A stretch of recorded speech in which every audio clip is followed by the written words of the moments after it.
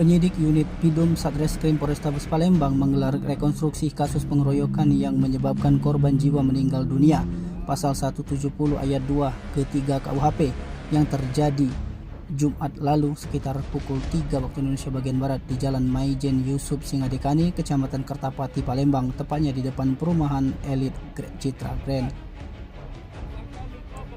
Kasus tersebut menyebabkan seorang korban berinisial MP, warga Ogan Baru, Kecamatan Kertapati, tewas. Sebagaimana diketahui, sebanyak 12 adegan rekonstruksi di halaman Mapolrestabes Palembang dilakukan sekitar pukul 1.30 waktu Indonesia bagian Barat yang dipimpin Kasubnit Penyidik Pidum Ibtu Naibahu.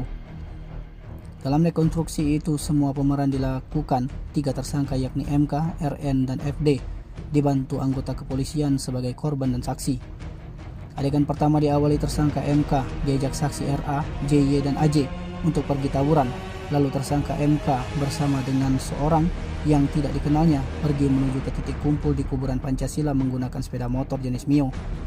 Pada adegan ketiga, saksi RF memberikan senjata tajam jenis celurit kepada tersangka MK, dan adegan keempat tersangka MK bertemu dengan saksi RN yang membawa tombak besi dan saksi RN membawa senjata tajam jenis celurit.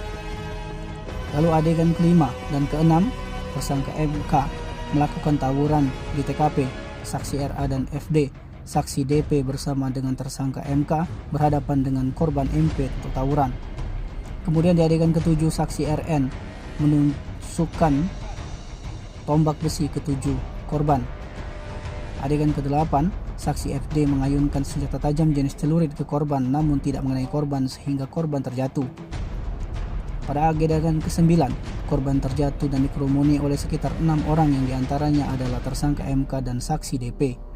Selanjutnya adegan ke-10, tersangka MK membancok tubuh korban dengan menggunakan celurit. Adegan ke-11, tersangka FD pergi meninggalkan TKP tawuran bersama dengan temannya. Terakhir adegan ke-12, tersangka FD membawa senjata tajam jenis celurit ke rumahnya. Kasareskrim AKBP Haris Dinza melalui Kasubnit Penyidik Pidum Ibtu Naibahu membenarkan pihaknya menggelar rekonstruksi perkara pengeroyokan yang mengakibatkan matinya orang. Adegan rekonstruksi tersebut digelar bertujuan untuk melengkapi berkas perkara yang segera akan dikirim ke kejaksaan. Tim Liputan Sumsel Update TV melaporkan.